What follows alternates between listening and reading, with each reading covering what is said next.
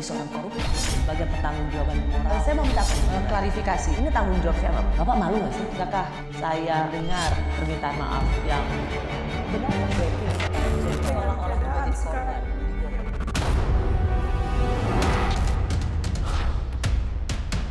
Saya istiqomah, saya justru sekarang lagi memikirkan dengan keras bagaimana kalau dipilih itu karena tugasnya sangat berat.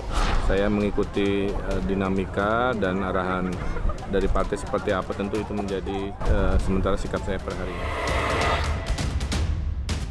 Nama Ridwan Kamil dan Sandiaga Uno kembali muncul sebagai dua nama teratas calon wakil presiden berdasarkan survei terbaru Litbang Kompas. Meski dua teratas, namun faktanya elektabilitas Sandi dan RK justru terus melorot sejak Januari lalu. Berbeda dengan Emil dan Sandi, elektabilitas Menteri BUMN Erick Thohir yang sudah diajukan PAN sebagai calon wakil presiden mengalami kenaikan pesat dari 3,1% pada bulan Januari menjadi 8% di bulan Agustus 2023. Meski nama Sandi sebagai cawapres kerap bertengger di papan atas elektabilitas, tetap saja PDIP belum menjatuhkan pilihan mereka pada kader baru P3 itu sebagai cawapres untuk Ganjar Pranowo. Ranah dari Ibu Ketua Umum dan sampai saat ini belum diputuskan siapa yang akan mendampingi Pak Ganjar Pranowo.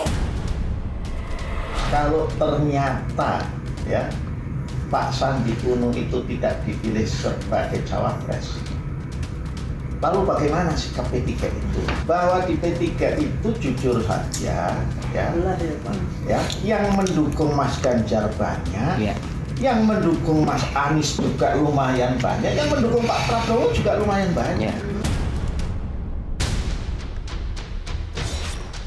Sama halnya PDI Perjuangan, Gerindra yang kini memiliki Golkar dan PAN sebagai sekutu baru dalam Koalisi Kebangkitan Indonesia Raya juga belum menentukan siapa sosok wakil untuk Prabowo Subianto. Meski begitu, Ketum PKB Muhaimin Iskandar tetap yakin Prabowo akan menang bila dirinya yang menjadi cawapres. Masih dirayu-rayu supaya bersama PDI Perjuangan. Tapi kita sudah jelaskan, kita sudah bersama Gerindra dan Prabowo. Sehingga Pak Ganjar sabar.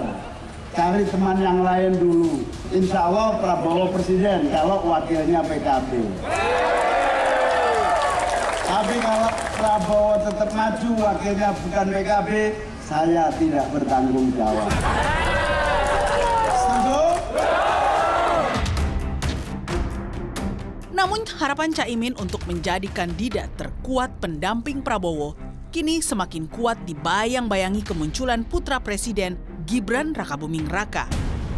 Sosok Gibran yang tiba-tiba bak magnet baru di peta Pilpres 2024 ini diibaratkan sebagai purnama politik. Kenapa saya bilang purnama politik Gibran? Karena sosok ini amat menarik dan susah dijelaskan secara teori. Saya melihat pejabat tinggi itu seperti menjadi kepala dinasnya Mas Gibran. Datang bergantian ke Solo, tidak pernah misalnya event ke Bandung yang dekat gitu. Jadi ke Solo itu ngantri. Bahkan bukan hanya pejabat tinggi, bahkan rektor pun datang menawarkan bantuan. Nah ini kekuatan real mahfaktoren. Real kekuatan politik nyata. Saya bilang purnama politik karena saya menganggap Gibran ini bukan matahari. Gibran ini adalah bulan. Kekuatan politiknya terpantur dari sumber lain. Tak kunjung diumumkannya nama cawapres, menurut pakar politik bukan berarti peran mereka adalah penentu kemenangan. Melainkan karena tidak adanya sosok capres yang dominan. Jadi bukan berarti cawapres lebih penting ketimbang capres, tetapi dalam konteks kompetisi elektoral yang sengit, maka cawapres menjadi krusial untuk membungkus kemenangan, terutama lagi di putaran kedua. 2 bulan menjelang tahapan pendaftaran capres dan cawapres pada 19 Oktober 2023. Teka-teki siapa saja yang menjadi calon orang nomor 2 di Indonesia akan terus bergulir. Bahkan bukan tak mungkin, cawapres yang terpilih adalah sosok di luar radar survei.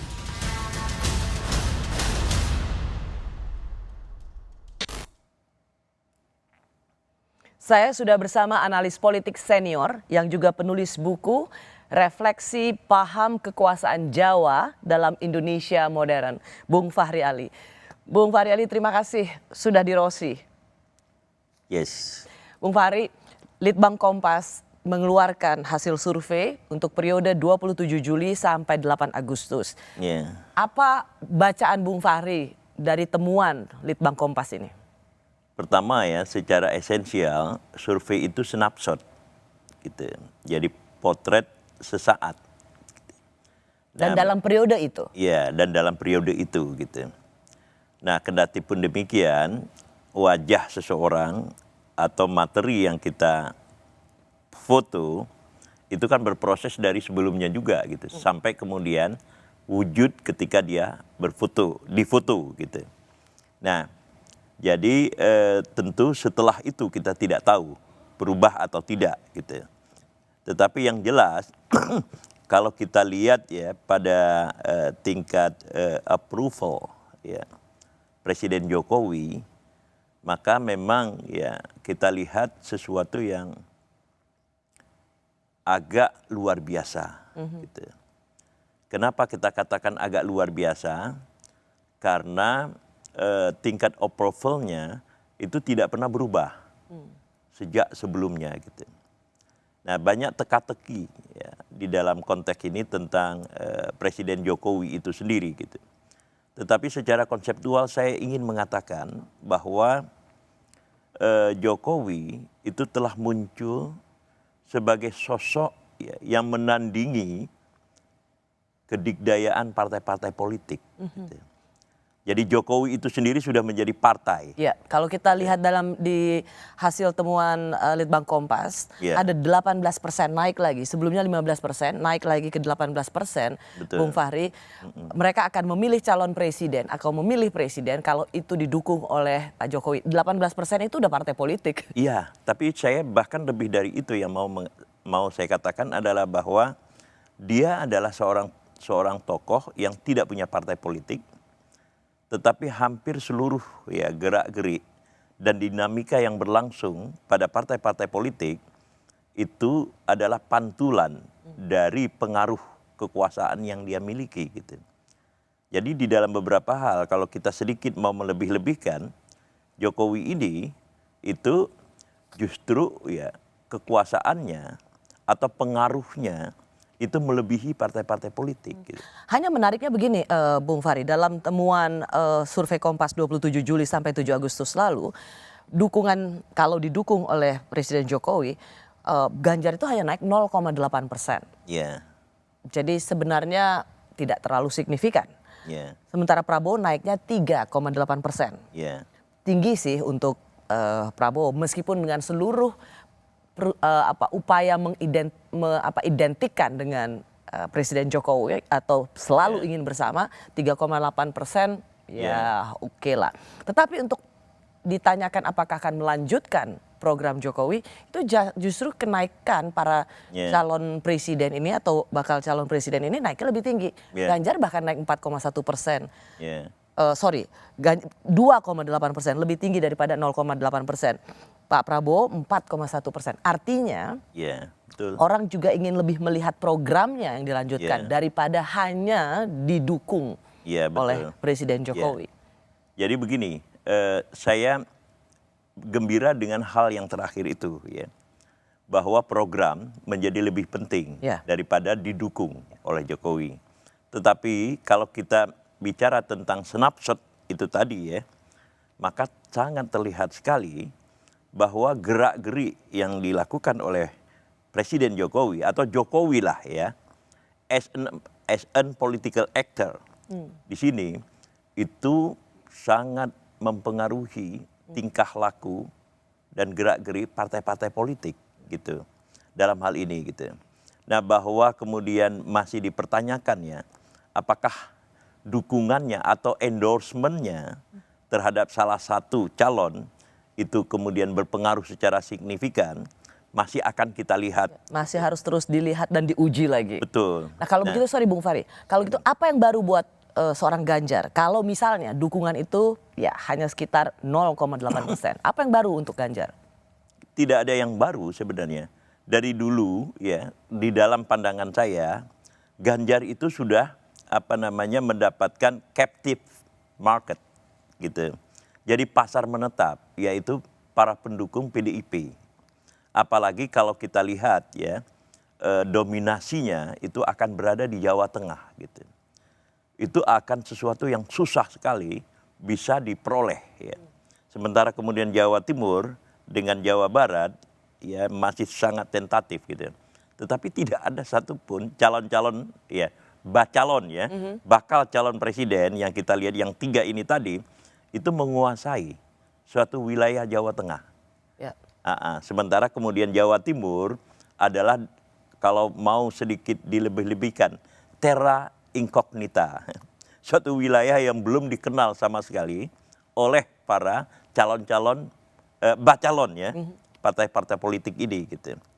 Jadi kalau kita lihat di dalam konteks ini yang relatif diuntungkan justru adalah Ganjar gitu, karena dia captive ya, pasarnya itu captive gitu, yaitu ada di Jawa Tengah gitu. Kalau begitu, apa yang baru untuk seorang Prabowo? Prabowo sangat baru gitu. Prabowo begini, kalau saya mau terus terang ya, Prabowo ini kan anak seorang elit gitu. Ayahnya adalah seorang tokoh hebat ya, ekonom besar gitu. Partai ayahnya itu adalah PSI, Partai Sosialis Indonesia, yang di dalam pemilu 1955 itu tidak mendapatkan suara yang signifikan. Kalah sangat jauh, bahkan dengan Partai Komunis Indonesia gitu. Sebagai newcomer ya di dalam konteks ini gitu. Lalu kemudian Prabowo anak elit ya, tentara, keluarganya adalah keluarga konglomerat gitu. Yang kemudian beruntung mendapatkan sokongan dari kalangan Islam kota, di mana mereka tidak punya seorang tokoh satupun untuk diajukan menjadi presiden gitu. Nah pertanyaannya adalah Prabowo yang sudah 2 kali didukung oleh kalangan Islam kota itu tadi sampai dengan 2019 itu suaranya adalah suara yang tetap. Ketika kemudian Prabowo masuk ke dalam pemerintahan, maka dia harus bekerja keras untuk mendapatkan akar pendukung baru. Sebab akar pendukung lamanya 2019 dan 2014 itu dipastikan sekitar 80% tidak lagi mendukung dia. Gitu. Berganti kepada bakal calon presiden Anies Baswedan. Bisa ke Anies Baswedan. Nah, di dalam konteks inilah saya melihat ya survei-survei yang berlangsung sekarang ini. Saya selempang, ini bahasa Betawi ya. Saya selempang itu adalah karena pengaruh Presiden Jokowi, gitu. Jadi endorsement Presiden Jokowi terhadap dia itu berpengaruh, gitu. Yang kedua, yang juga masih merupakan terra incognita itu adalah mereka dari kalangan milenial yang belum menentukan apapun, gitu. Betul. Nah kalau kemudian kalangan milenial ini kemudian melihat Prabowo ya atas endorsement Presiden Jokowi, maka kemungkinan ini adalah akar baru yang muncul yang sama sekali kita tidak perhitungkan sebelumnya gitu. Ya. Bung Fahri, kalau begitu untuk yang mengusung koalisi perubahan bagi seorang Anies Baswedan, apakah kemudian tagline koalisi perubahan itu tetap menjadi relevan karena masih ada undecided voters atau memang harus mengubah tagline itu? Mereka yang harus menjawab ya untuk untuk merubah atau tidak gitu. Tapi jika Bung Fahri mengatakan soal sosok seorang Presiden Jokowi kemudian melanjutkan program bagi yang sangat diametral dengan sosok dan program Presiden Jokowi, mau menang gimana? Itu sesuatu yang sulit untuk mereka lakukan gitu. Karena kemudian mereka ya kalau saya ingin berspekulasi ya, pendukung Anies Baswedan itu sebagian besar itu berasal dari pendukung Prabowo pada tahun 2019 gitu. Nah, kelompok-kelompok ini jelas merupakan ya sebuah kelompok yang menghendaki ada perubahan gitu. Jadi kalau kemudian itu dilepaskan ya, dilekangkan dari Anies Baswedan, maka Anies Baswedan akan kehilangan identitasnya gitu. Kecuali ada perkembangan-perkembangan baru yang mungkin nanti bisa kita diskusikan. Nah, itu ya akan terlihat sekali perubahan yang drastis, tetapi juga dapat endorsement bukan dari Presiden Jokowi, tetapi dari pendukung mantan pendukung Prabowo pada tahun 2019 gitu. Endorsement ini menjadi sangat penting gitu untuk mengesahkan perubahan apa yang Anda sebut tech itu tadi gitu. Perubahan dan perbaikan. Saya tahu kemana arahnya Bung Fahri, yaitu soal bagaimana sekarang sudah disebut Ganjar Pranowo, Anies Baswedan. Kita akan bahas itu. Baik. 3 partai sudah mendahului deklarasi dukung Prabowo sebagai calon presiden.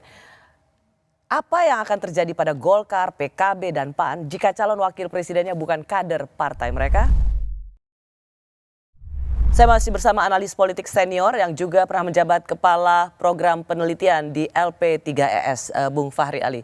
Bung Fahri, kalau kita bicara, ini tidak terekam dalam atau tidak terpotret dalam Litbang Kompas, yaitu koalisi yang bergabung bersama Gerindra, PAN, PKB, dan Golkar. Kalau kita lihat deklarasi ini, apakah dalam rekam jejak pemilu-pemilu sebelumnya, janji kerjasama seperti ini memang sejalan dengan kemenangan? Tidak. Gitu. Tidak ya? Tidak, itu di dalam pengertian begini, apa yang terjadi ya di dalam politik tahun 2023 yang kemudian akan berpengaruh terhadap 2024 ini, itu adalah kembali ya, Anda suka atau tidak suka, kemunculan seorang tokoh yang berpengaruh gitu. Jadi pengelompokan yang berlangsung sekarang ini, apa yang Anda sebut dengan koalisi, itu tidak ditentukan oleh kesamaan ideologi di antara mereka gitu.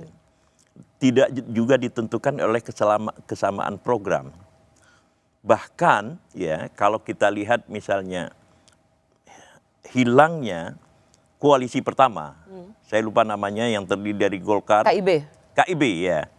KIB ya, Golkar, PAN, dan P3 hilang dengan begitu saja, itu menunjukkan bahwa pada dasarnya mereka berdiri ya pada tataran yang sangat lemah, yang goyah di antaranya gitu.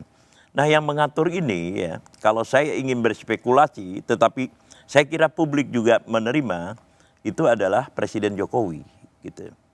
Presiden Jokowi yang kemudian menentukan Anda harus melangkah kemana, Anda harus bergabung kemana, dan seterusnya gitu. Jadi Bung Fahri juga melihat itu terjadi ya, bahwa memang satu-satunya yang tidak diatur oleh Presiden Jokowi itu adalah koalisi dari PDIP gitu.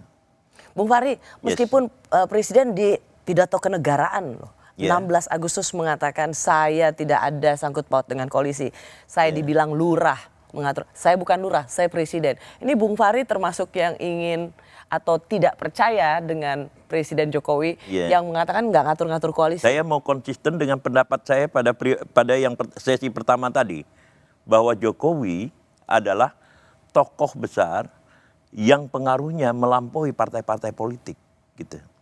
Dan kalau kemudian kita lihat ya dari saya mau mengatakan tingkah laku ya, tetapi lebih baik saya gunakan kata kecenderungan-kecenderungan yang dibuat oleh Presiden Jokowi, termasuk misalnya yang sangat menarik perhatian orang ketika Presiden Jokowi mengundang partai-partai politik seluruhnya. Minus Nasdem. Minus Nasdem, kita melihat memang ya partai-partai politik itu berada di bawah pengaruh Jokowi. Bisa saja Presiden Jokowi tidak mengatakan ya, tetapi sesuai dengan ya paham kekuasaan Jawa yang saya lihat gitu, mereka melihat pada tindakan-tindakan secara simbolis gitu. Melampaui kekuasaan partai politik satu hal, tetapi mengeksekusi kekuasaannya untuk mengatur partai-partai berkoalisi adalah hal berikutnya. Apakah Bung Fahri ini mengatakan dua-duanya ini tidak saja soal kekuasaan melampaui partai politik, tapi juga mengeksekusi kekuasaan itu untuk mengatur koalisi dilakukan oleh Presiden Jokowi? Kalau dia sudah melampaui, berarti dengan mudah kemudian eksekusinya bisa berjalan gitu. Sebenarnya sederhana kalau kita lihat sekarang ini. Coba misalnya begini ya, Anda balik saja membayangkan apa yang terjadi pada politik 2023 sampai kemudian 2024 tanpa Jokowi. Gitu. Itu adalah sebuah pertanyaan yang sulit kita jawab karena kemudian kita melihat ya trace ya political trace ya yang diciptakan oleh Presiden Jokowi menjadi sangat jelas dan tidak bisa dihilangkan gitu.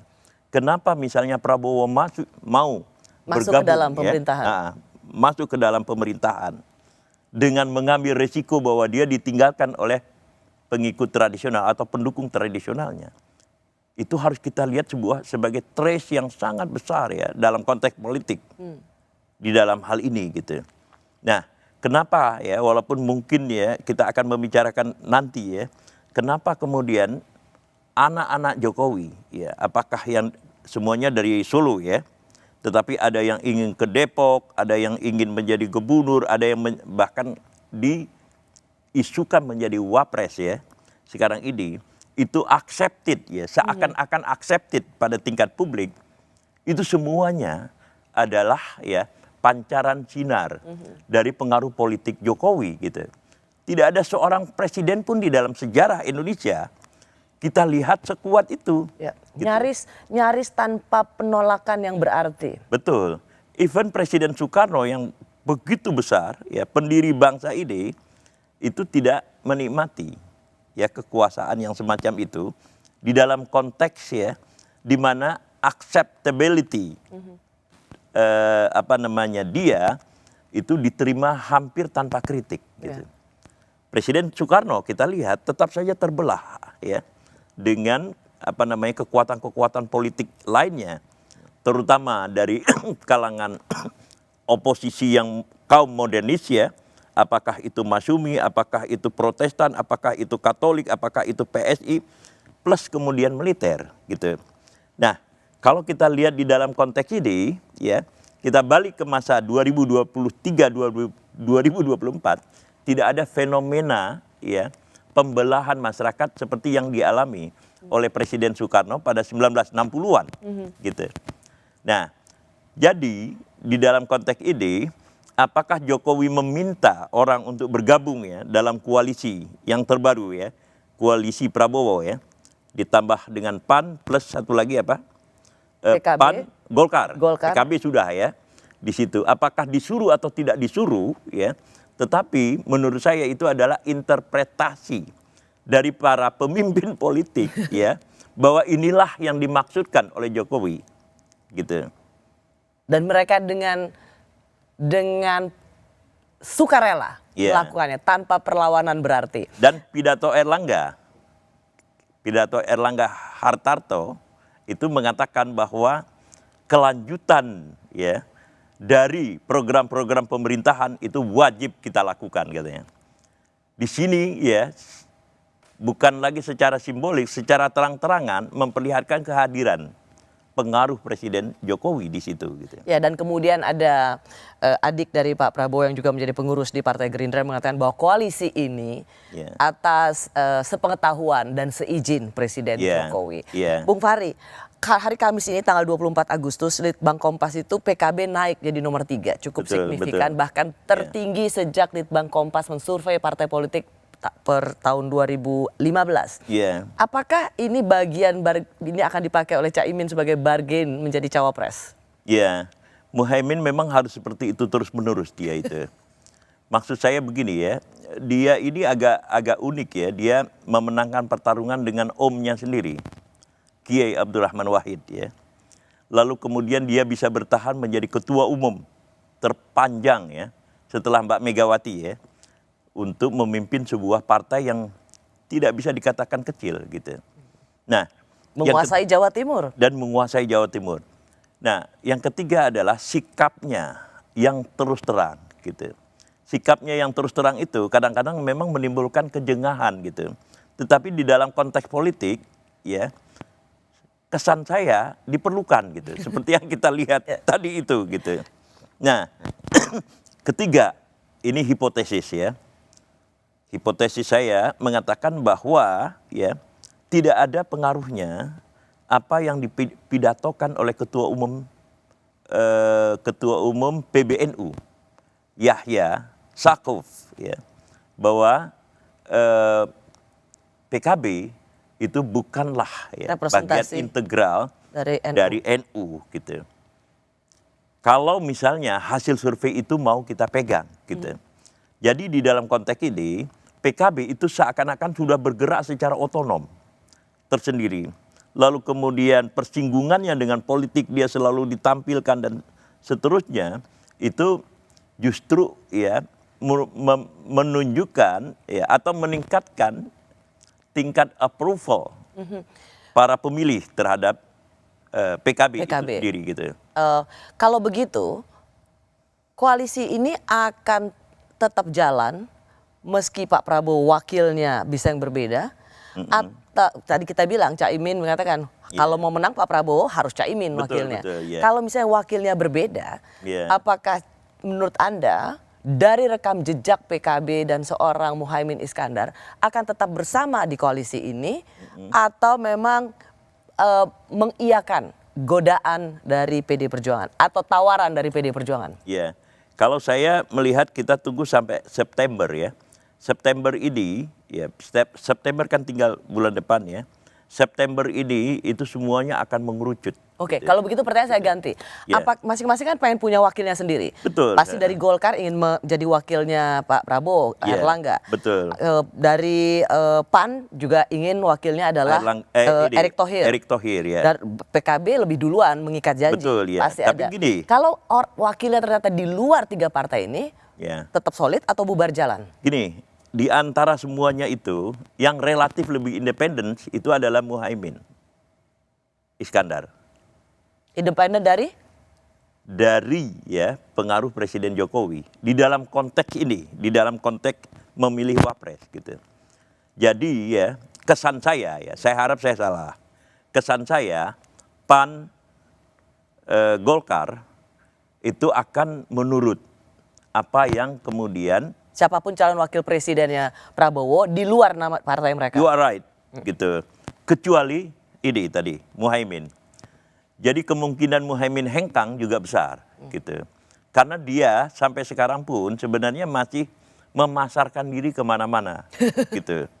Dalam konteks ini. Jadi ini Muhaimin memang fenomena yang menarik di dalam politik karena dia sedikit mengontrol.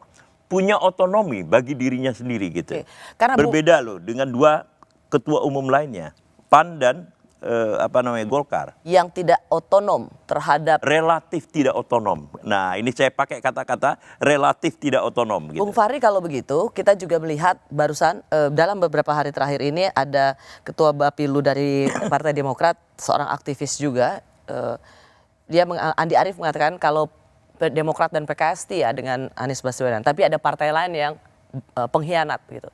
Apakah ini juga Anda menunjukkan bahwa ada yang akan hengkang dari 3 koalisi perubahan ini? Anies. Ya, segala sesuatu bisa terjadi ya. Tapi di dalam konteks Nasdem ya, di dalam konteks Nasdem itu heavily depends on Anies di dalam konteks general election gitu. Yang diperlukan oleh Nasdem itu adalah mengangkat suara bagi anggota-anggota parlemennya melalui nama Anies gitu. Jadi ada kebutuhan kecil, Nasdem untuk tetap kecil kemungkinan mengusung dia akan Anies. pergi dari situ gitu. Nah, jadi itu adik saya ya, siapa tadi? Andi Arief.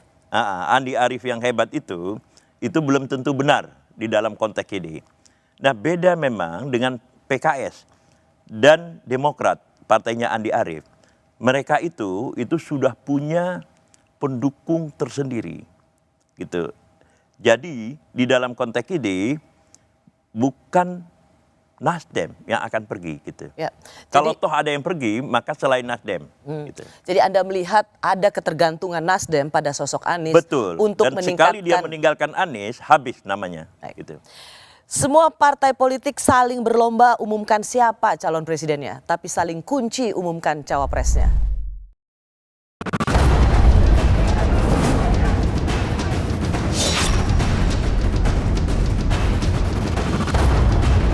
Pilpres 2004 adalah pertama dalam sejarah nasional rakyat dapat memilih presiden dan wakil presidennya secara langsung. Kala itu, lembaga survei masih langka. Kemunculan sang capres pun sudah langsung bersama pasangan yang menjadi wakilnya. bisa kita pastikan bahwa pada tahun 2004 dan 2009 para kandidat yang bertarung itu semua menggunakan pertimbangan-pertimbangan metodologis dalam menentukan calon yang diusung dan bagaimana menarasikan kampanye mereka sehingga bisa menarik konstituen dan menarik pemilih. 5 tahun kemudian, tepatnya Pilpres 2009, kekuatan politik didominasi Partai Demokrat. Faktor dominan inilah yang membuat Susilo Bambang Yudhoyono tak pusing memilih siapa wakilnya. Ada masa di mana SBY itu sangat kuat di pemilu 2009 ketika istilahnya akan dipasangkan dengan siapapun pasti menang Pak SBY pada waktu itu. Kita masih ingat pada waktu itu ada polemik soal cawapres itu harus dari luar Jawa karena Pak SBY-nya kan orang Jawa. Nah, pada waktu itu juga ada polemik bahwa cawapres itu harus mewakili sipil karena Pak SBY kan mantan militer misalnya. Akhirnya kita melihat bahwa yang dipilih adalah Pak Budiono. Pada periode pertama, Pak JK. Getaran hati rakyat Indonesia. Semua yang kita kerjakan adalah untuk rakyat Indonesia. 4,5 tahun saya difitnah saya diam. Dijelek-jelekin saya juga diam. Dicela, direndah-rendahkan saya juga diam. Dihujat, dihina-hina saya juga diam. Tetapi hari ini di Jogja saya sampaikan saya akan lawan. Di situ ada kehati-hatian yang lebih di era Jokowi. Di era Jokowi pada tahun 2019 kemarin kita sama-sama tahu pada akhirnya Pak Jokowi memilih Kiai Haji Ma'ruf Amin. Itu bukan Pak Mahfud MD yang sudah digadang-gadang. Karena pertimbangan-pertimbangan yang sifatnya mengamankan isu-isu identitas sosial itu karena pada waktu itu memang marak sekali. Tekanan dan isu Pilpres 5 tahun lalu tentu sudah berbeda dengan Pilpres kali ini. Kebutuhan akan sosok cawapres penentu kemenangan menjadi PR bagi koalisi-koalisi pengusung capres. Saya masih bersama analis politik senior yang juga salah satu pendiri Lembaga Studi dan Pengembangan Etika Usaha LSPEU, Bapak Fahri Ali. Bung Fahri, saya mau tanya, kan selalu pengamat mengatakan pollster bilang, kecil. Calon wakil presiden itu menyumbangkan elektabilitas paling besar 2%. Kalau memang itu terjadi sepanjang rekam jejak pemilihan presiden dan wakil presiden selama ini, kenapa sekarang heboh sekali dengan calon wakil presiden? Ya, salah satu hal yang menarik sekarang ini tidak ada lagi apa yang disampaikan tadi, calon wakil presiden harus dari luar Jawa. Itu menarik itu sebenarnya. Jadi seakan-akan itu terhapus ya di dalam ingatan publik. Karena apa? Karena orang berkonsentrasi pada wilayah-wilayah pendukung terbesar. Gitu. Hanya dicari dari wilayah-wilayah pendukung terbesar. Betul. Jadi memenangkan Jawa Timur, memenangkan Jawa Barat. Betul. Itu dia. Gitu. Nah, karena saya potong. Karena dulu waktu Pak SBY dengan Pak JK representasi luar Jawa. Betul, ya. Dan di 2014 juga itu. Betul, gitu. Nah, lalu sekarang ini ya kalau kita lihat pada 2019, maka representasinya itu adalah wilayah pendukung atau golongan pendukung. Yang secara kebetulan ya NU itu relatif ya terkonsolidasi sebagai pendukung sebuah kekuatan politik asal ya elitnya terakomodasi gitu. Nah, di dalam konteks ini 2019 seakan-akan itu sebuah watershed ya yang kemudian membuat diskontinuitas tentang gagasan dua wakil presiden dari Jawa dan luar Jawa. Ya, tapi kalau belajar dari 2019 kan itu yang ingin dicapai kan supaya mengambil suara pemilih ya itu dia Muslim. Yang saya katakan ya. suara dari NU ya jelas-jelas dari kaum Nahdliyin. Ya, gitu. karena Pak Jokowi seperti tadi dibilang punya label negatif selama kampanye sebagai seseorang yang dianggap punya problem. Nah, sekarang ini kalau sedikit ya bergeser adalah kepada dalam 2 tanda kutip ya biar kereng aja ya di sini penguasa-penguasa daerah gitu. Nah, penguasa-penguasa daerah ini itu ya mempunyai otonomi di daerahnya. Di daerah mereka gitu yang tidak bisa diintervensi dari pusat. Oke, kalau kita bisa mengidentifikasi calon wakil presiden auto menang atau karena baru kali ini dalam pemilihan presiden nama calon wakil presiden itu kemudian menjadi persaingan ketat. Litbang Kompas sendiri untuk pertama kalinya secara khusus ada edisi untuk melihat calon wakil presiden. Kalau kita lihat Ridwan Kamil kemudian sekarang muncul namanya untuk Jawa Barat. Apa ini auto menang juga kalau berpasangan dengan Ridwan Kamil? Siapa yang akan dimenangkan kalau pasangannya Ridwan Kamil? Pokoknya gini, kalau dengan misalnya dalam bahasa saya, dalam istilah saya, ya penguasa Jawa Barat, maka yang diperlukan kemudian oleh pasangan presiden itu memenangkan Jawa Timur. Gitu. Dan ini berarti Ridwan Kamil tidak akan dibutuhkan oleh Pak Prabowo Subianto misalnya. Karena Prabowo Subianto sudah juga cukup menguasai di Jawa Barat. 2019 Pak Jokowi kalah di Jawa Barat. Jadi artinya sosok Ridwan Kamil tidak dibutuhkan untuk seorang Prabowo Subianto. Ya, bisa saja tidak dibutuhkan. Karena kemudian kalau kita lihat di dalam koalisi kan, yang ingin adalah Airlangga kan. Di dalam konteks ini gitu. Nah, jadi artinya kalau bicara soal ini dibutuhkan bagi mereka yang tidak bisa menang atau sulit menang di Jawa Barat. Berarti sosok Ridwan Kamil ini lebih cocok untuk pasangan seperti untuk baca pres seperti Ganjar misalnya. Ganjar, Ganjar atau Anies gitu. Nah, kemungkinan si Ridwan Kamil itu lepas dari Golkar juga sangat besar juga gitu. Kalau sekiranya ada keputusan-keputusan yang konkret dari pihak PDIP, misalnya gitu. Menyandingkan antara Ganjar dan Ridwan Kamil. Gitu. Oke, kalau kita beranjak ke Sandi Uno. Ya, Sandi Uno ini kekuatannya itu kan pada Islam Kota. Oke, gitu. Kalau begitu siapa capres yang bisa, kalau Anies ini, kalau Mas Sandi ini, auto menang untuk capres seperti apa? Sekarang agak susah, ya. Agak susah dilihat. Sebenarnya ya kalau saya mau mengatakan mengambil model 2019 ya kembali kepada Prabowo. Gitu. Prabowo Anies. Kalau mengambil Prabowo 2019, Prabowo Sandi. Prabowo Sandi gitu. Tetapi itu kan menjadi tidak mungkin masa 2 kali ya. Jadi seperti itu gitu. Walaupun ya Prabowo Sandi ini misalnya muncul sekarang ini tanpa Jokowi gitu. Sepanjang ada Jokowi, ya semuanya orang beritu gitu. Tapi kan kali ini tidak ada Jokowi gitu. Tetapi Prabowo Erik juga menarik ya di dalam konteks Jawa Timur gitu. Kalau misalnya penguasa, dalam bahasa saya tadi ya, penguasa Jawa Timur itu tidak diperhitungkan gitu.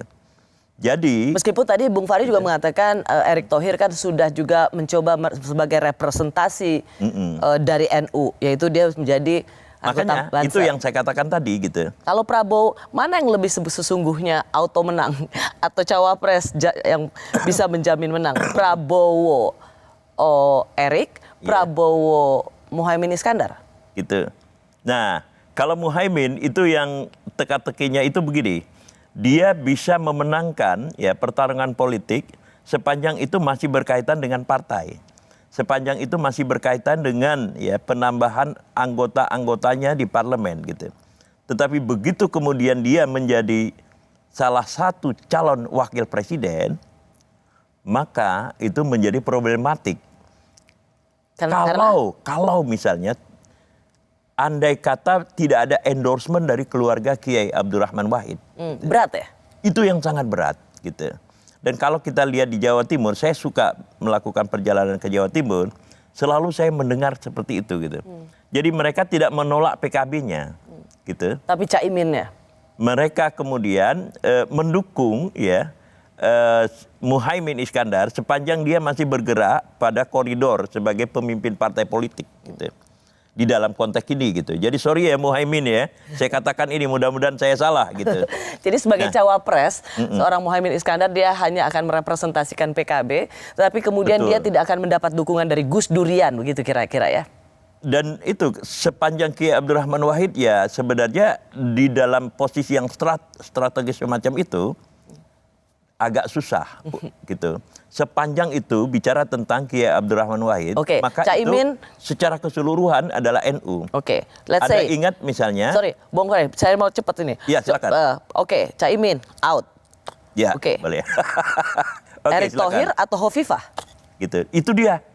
Saya katakan ada Yeni, ada Khafifah di dalam konteks ini gitu. Jadi saya bukan konsultan ya, tetapi saya sarankan kepada mereka pilihlah di antara dua ini siapa saja calon presidennya gitu. Siapapun calon presidennya, Anda lebih melihat untuk menguasai Jawa Timur atau memenangkan Jawa Timur, Hovifah atau Yeni Wahid. Betul. Itu yang yang bisa kita lihat ya sekarang ini gitu. Tentu ya tokoh-tokoh muda itu tetap muncul gitu. Siapa yang lebih membutuhkan menang di Jawa Timur? Prabowo atau Ganjar? Dua-duanya. Karena memang Jawa Timur ini masih dalam perebutan. Itu tadi yang saya katakan terra incognita. Kalau begitu, mengapa nama Ridwan Kamil tadi Anda mengatakan juga dibutuhkan oleh Ganjar yang kuat di Jawa Tengah sehingga perlu Jawa Barat? Betul. Kalau kemudian ada gabungan semacam itu, ya relatif lebih aman gitu. Karena the real pertarungan ya itu adalah akhirnya di Jawa Timur, tetap di Jawa Timur gitu. Tidak ada, ini dia kelemahannya adalah tidak ada tokoh yang menguasai dua wilayah itu, Jawa Tengah dengan Jawa Timur sekaligus sekarang ini gitu. Jadi kalau misalnya menguasai Jawa Tengah, mengambil orang yang dianggap menang Jawa Barat, bisa kehilangan Jawa Timur. Ya, betul. Sangat betul. Jadi makin rumit ini situasinya gitu. Oke. Anda tadi sejak awal sudah mengatakan bisa saja ada kejutan. Kita bicara soal wakil presiden, Ganjar, Anies. Bisa menang atau bubar jalan? Ini menjadi pertanyaan yang sangat serius. Jika MK meloloskan uji materi ini dan membuka batas minimal capres dan cawapres, Mas Gibran akan ikut dalam bursa calon wakil presiden. Yang lebih pintar banyak, yang lebih senior banyak, itu. Ya, kalau gitu gini. Karena itu berarti boleh dong orang punya impresi dengan jawaban seperti itu. Mas Gibran mau jadi wakil presiden. Ya, itu kan sudah saya kasih jawaban. Jadi Mas Gibran tidak mau menjawab karena nanti ini jadi jejak digital. Ketika mengiyakan jadi wakil presiden, Mas Gibran nggak punya bukti apa-apa. Saya tidak pernah bilang menolak loh. Ya nggak kayak gitu juga sih ya. Masih bersama saya analis politik senior LP3S yang juga penulis refleksi paham kekuasaan Jawa dalam Indonesia modern. Bung Fahri Ali. Bung Fahri Ali, kita masuk dulu soal nama baru dalam bursa, yaitu seorang Gibran Rakabuming Raka, putra Presiden Jokowi. Kalau MK, semua partai politik mengatakan calon wakil presiden nunggu keputusan MK. Ini ada kaitannya dengan nama Gibran ya? Ya, ada kaitannya. Pasti ya? Pasti Kenapa? Ada. Kalau MK memutuskan itu, pasti partai politik akan meminang Gibran. Meminang ya. Yakin tidak semuanya meminang. Tapi ingin menjadikan, ada hasrat. Yang bukan hanya ada hasrat, tindakan-tindakan konkret sudah dilakukan, yaitu oleh Prabowo gitu. Jelas ya Prabowo akan memilih Gibran di dalam konteks ini gitu.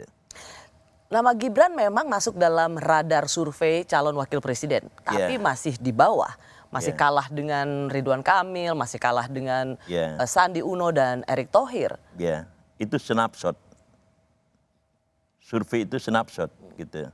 Dan jadi ini efek dari apa yang dikatakan oleh MK itu kemudian akan berpengaruh terhadap opini publik. Dan ini akan mengulang sejarah pemilu kita, pemilu presiden kita dan di 2004, 2009, 2014, 2019 calon wakil presidennya justru yang elektabilitasnya sama sekali tidak teratas. Ya, tidak teratas dan kadang-kadang tidak unpredictable di dalam konteks ini gitu. Tidak masuk radar. Ya. Nah, sekarang beginilah, saya sedikit mengulang, waktunya memang sempit sekali ya. Tetapi saya ingin mengatakan bahwa Jokowi itu masih merupakan faktor, gitu. Nah kalau misalnya Presiden Jokowi tidak ngomong apa-apa tentang urusan MK itu, ya, jadi kita bisa memahami sendiri gitu. Bung Fahri, kalau Presiden Jokowi memang faktor, tapi apakah itu juga akan menjadikan auto menang ketika anaknya menjadi wakil presiden? Belum tentu. Jaminan menang belum tentu. Ya. Tetapi kemudian proses kemulusannya ya menjadi calon wakil presiden itu bisa kita lihat gitu. Nah, tetapi apakah akan terpilih itu soal yang berbeda. Bahkan mungkin sangat berbeda gitu. Kontradiktif dong ya. Gitu. Kontradiktif. Pengaruh Jokowi sangat kuat, tetapi ketika anaknya sebagai calon wakil presiden ya, belum tentu menang. Itu belum tentu bisa gini. Jadi ekspektasi publik itu terhadap ayahnya, belum tentu kepada anaknya gitu. Di dalam konteks ini gitu. Jadi nggak apa-apa. Jadi pilih saja dia menjadi calon wakil presiden misalnya, no problem. Bahkan di dalam beberapa hal ada yang suka juga gitu. Di dalam konteks ini gitu. Oke, siapa lagi yang kita mau bicarakan? Ganjar Anies. Ganjar Anies. Nah, ini adalah sebuah terobosan yang menarik ya untuk kita lihat ya. Karena dia hanya akan terjadi gitu setelah MK. Gitu. MK memutuskan gitu. Ini akan terjadi setelah MK memutuskan boleh di bawah 40 tahun. Yeah. Lalu kemudian Gerindra dalam hal ini Pak Prabowo akan menjadikan Gibran sebagai calon wakil presidennya.